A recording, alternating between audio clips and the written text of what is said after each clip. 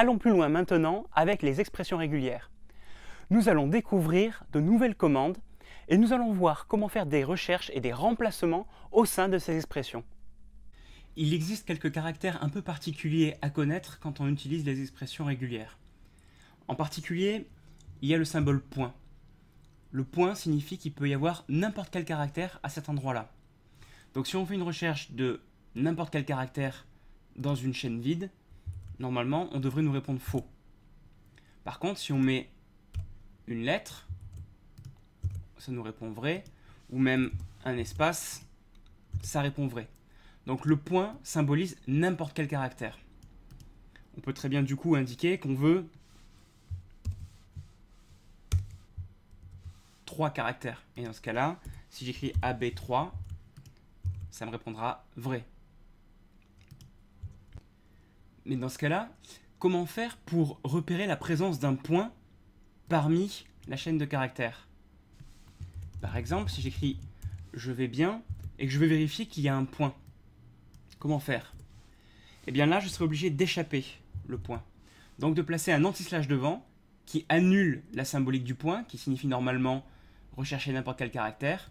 Et quand on met un anti-slash devant, ça veut dire, en fait, je veux rechercher la présence d'un point. Et là, on repère bien la présence d'un point. En revanche, si je mets un point d'exclamation à la place, on nous répondra qu'il n'y a pas de point dans la phrase. Et comment faire là aussi pour rechercher un point d'interrogation? Par exemple, si je cherche dans la phrase « ça va » la présence d'un point d'interrogation. Si j'écris juste ici point d'interrogation, ça ne pourra pas fonctionner, puisque le point d'interrogation, je vous le rappelle, signifie que le caractère qui le précède doit être présent 0 ou une fois. Donc dans ce cas, pour vraiment rechercher un point d'interrogation, là aussi, il suffit de l'échapper, de mettre un anti-slash devant, et ça va rechercher un vrai point d'interrogation dans la phrase. Et là, on nous trouve le point d'interrogation. Bon, si on essayait un cas concret maintenant, on va chercher à valider la forme d'une date. Par exemple, cette date-là, elle est composée de quoi? Elle est composée de 2 chiffres, un slash, 2 chiffres, un slash, et ensuite 4 chiffres. On va essayer de faire une expression régulière qui permet de valider que la date qu'on reçoit est bien de cette forme-là. Alors commençons. Déjà, on veut uniquement une date. Donc on sait que on doit commencer et finir par la date. D'où l'accent circonflexe et le $. Ensuite, à l'intérieur, on commence par quoi? On s'attend à avoir 2 chiffres. Donc, on va écrire qu'on veut un chiffre de 0 à 9 2 fois. Il doit donc se répéter exactement 2 fois. Ensuite, on s'attend à avoir un slash. Là, rien de particulier, on écrit slash parce qu'on veut qu'il y ait un slash qui suive. Et ensuite, qu'est-ce qui se passe? Eh bien, on veut encore 2 chiffres. Donc, on recommence. Et on les veut 2 fois, comme ceci. Et ensuite, on veut un slash et 4 chiffres. Donc, on écrit qu'on veut 4 chiffres, comme ceci. On enregistre. Et là, on nous dit que c'est vrai, ça a bien ce format-là. Si à l'inverse, on avait mis, par exemple, un tiret au milieu, ça n'aurait plus marché. Alors évidemment, l'expression régulière n'est pas complètement parfaite, parce que je pourrais très bien écrire 99, ce qui n'est pas un vrai mois qui existe. Mais là, ça deviendrait beaucoup plus compliqué de gérer ce type de cas. Déjà, ça vous permet de voir dans la pratique comment écrire une expression régulière pour avoir la forme du texte.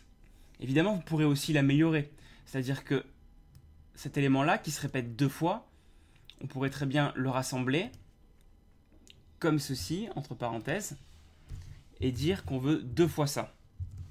Et ensuite, on peut supprimer la deuxième fois où ça se répète. Ça veut dire quoi? Ça veut dire qu'on veut 2 chiffres et un slash 2 fois. Les parenthèses permettent d'englober le tout, et le 2 ici indique que ça doit se répéter 2 fois. Voilà un petit exemple concret et pratique qui vous permet de comprendre l'intérêt des expressions régulières pour faire une recherche. Il nous reste encore à découvrir les remplacements avec les expressions régulières.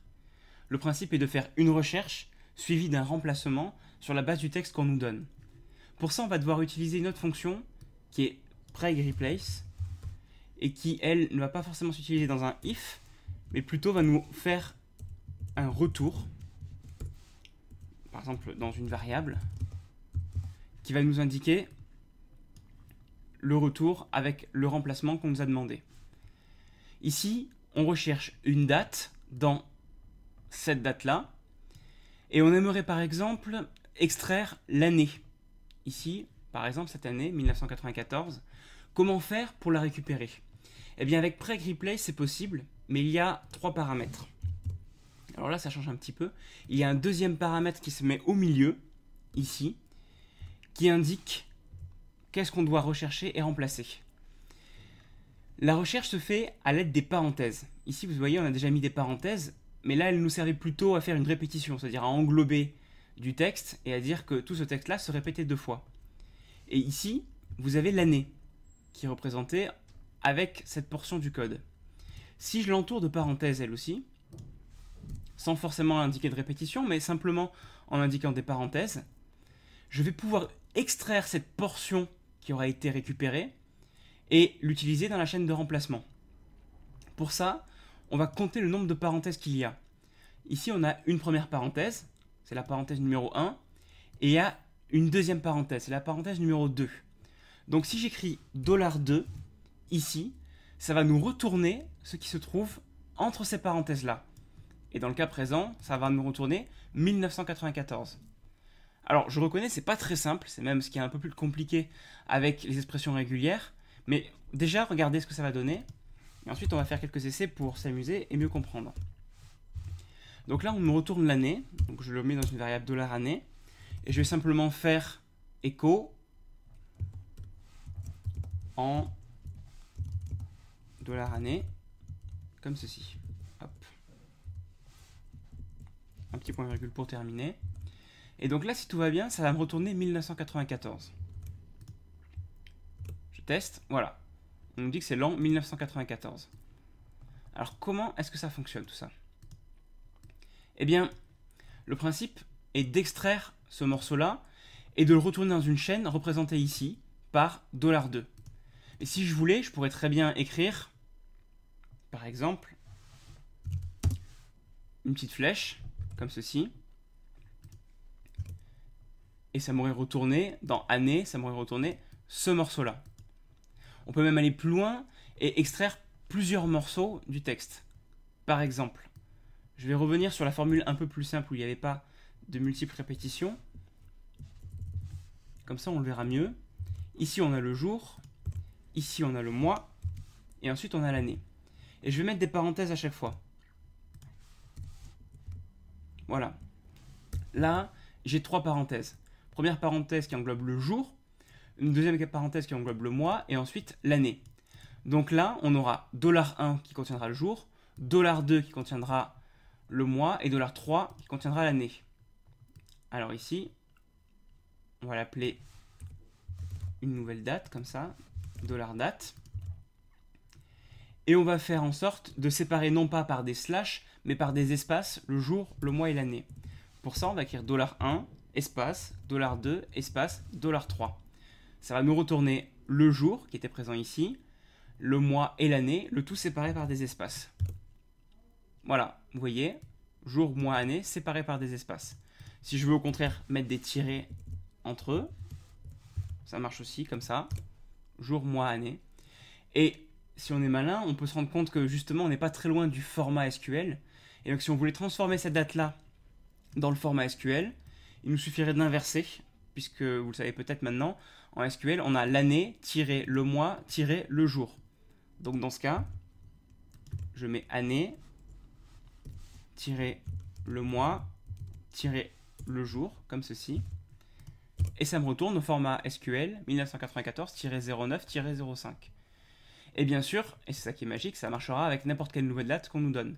Par exemple, si on donne le 20 janvier 2005, ça me retourne 2005-01-20. On a fait retourner complètement l'ordre des éléments, on les a remplacés, on a mis des tirets au milieu grâce à PregReplace. Voilà comment ça fonctionne. C'est un petit peu compliqué parce qu'il y a une expression régulière avec des parenthèses pour capturer des morceaux du texte. Il y a la chaîne de remplacement qui indique ce qu'on doit avoir en retour. et il y a la chaîne dans laquelle on fait la recherche. Voilà comment ça fonctionne avec Pregreeplace.